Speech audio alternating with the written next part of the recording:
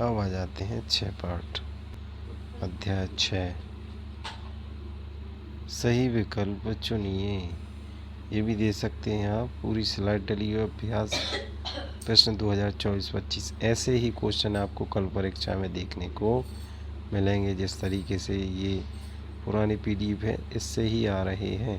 पुरानी जो प्रश्न बैंक है उसी से क्वेश्चंस बन के आ रहे हैं। जिस तरीके से जो 2 पेपर हुए हैं उनसे लग रहा है सेम पेपर इसी से बनाया जा रहा है। निर्देश भी दिए हैं इस बार। यदि किसी त्रिभुज की एक भुजा के समांतर अन्य 2 भुजाओं को भिन्न भिन्न पर प्रतिचित, तो ये पता ही है आधारभूत प्रमेय। कौन सी प्रमेय? आधारभूत प्रमेय, आधारभूत अनुपातिकता प्रमेय। त्रिभुज ABC में D समांतर क्या है? D समांतर है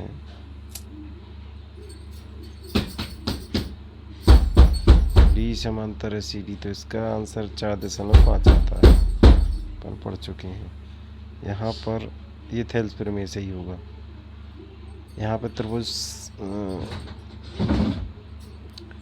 इसका आंसर आता है कितना, इसका आंसर निकाल के देखना पड़ेगा। इस तरीके से क्या होगा, x बटे x-2 बराबर x + 2 बटे x-1। तो यहाँ आ जाएगा x² - 1x बराबर, तो सॉल्व करना होगा। इसके बाद खाली स्थान सरल है, इसको सॉल्व करके देख लेना आप। वैसे मैंने शायद करवाया कभी। सभी वृत्त समरूप होते हैं, इसका पहला जी आंसर। सभी वृत्त क्या होती हैं? समरूप। सभी समबाहु त्रिभुज समरूप होते हैं। 2 समान कोण, उनकी संगत भुजाओं का अनुपात क्या होता है? समान, सदैव समान अनुपात। यदि किसी त्रिभुज की 2 भुजाओं को एक ही अनुपात में विभाजित करते हुए तीसरी भुजा के समांतर होती है, सत्य बात है। 2 त्रिभुजों संगत कोण बराबर हो तो उनकी संगत भुजाएं एक ही अनुपात में होती हैं, इसलिए त्रिभुज समरूप होती हैं। संगत भुजाएं एक ही अनुपात में होती हैं, ये त्रिभुज समरूप होती हैं, सत्य है। यदि एक त्रिभुज के 2 कोण अन्य त्रिभुज के 2 कोणों के बराबर हो तो त्रिभुज समरूप होती हैं, सत्य है। अब आ गया एक शब्द एक वाक्य में उत्तर दीजिए। क्या सभी समद्विबाहु त्रिभुज समरूप होते हैं? नहीं।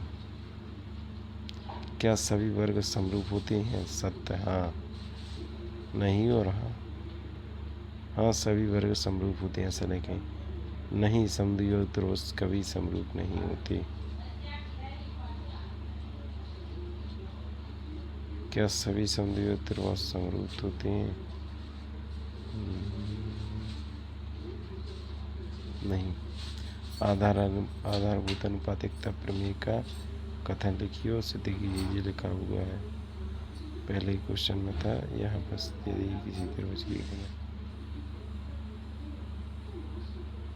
उसके बाद ये सब सॉल्व करना देख सकते हैं आप, इसमें से कर सकते हैं। यहाँ एक क्वेश्चन, ये इम्पोर्टेंट क्वेश्चन से ये दोनों। 8वां और 9वां क्वेश्चन बहुत सरल भी हैं।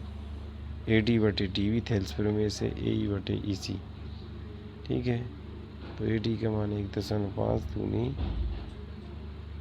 1.5 मतलब 1.5 दूनी 3 और 1 बटे EC का मान आ जाएगा 2। यहाँ पर 18 72, यही ऐसे करना है। AD बटे DB AE बटे EC, यहाँ AD का मान चाहिए तो काट देंगे। 18 3 54 24, 2.4 आ जाएगा। यहाँ इसमें क्या करेंगे, PQ समांतर RS है, तो यहाँ पर समरूपता लगा देंगे। कोण कोण भुजा कोण भुजा कोण समरूपता से। ये क्वेश्चन है एक इसमें का, ये क्वेश्चन, ठीक है। दिए तो इस पर कर देख सकते हैं आप, इस स्लाइड को भी देख सकते हैं। यहाँ जो 31वां सवाल 5 पार्ट का, और ये आ गया 33वां सवाल इम्पोर्टेंट है, उदाहरण का सवाल है। उसके बाद 3 अंकों वाली कितनी संख्या 7 से विभाज्य होगी? तो 7 से विभाज्य होने वाली 3 अंक की संख्या पहली कौन सी है? 7 से विभाज्य होने वाली 102 है क्या? 101 7 नहीं होगी, 102 होगी क्या? 7 नहीं होगी, 3 होगी क्या? नहीं होगी।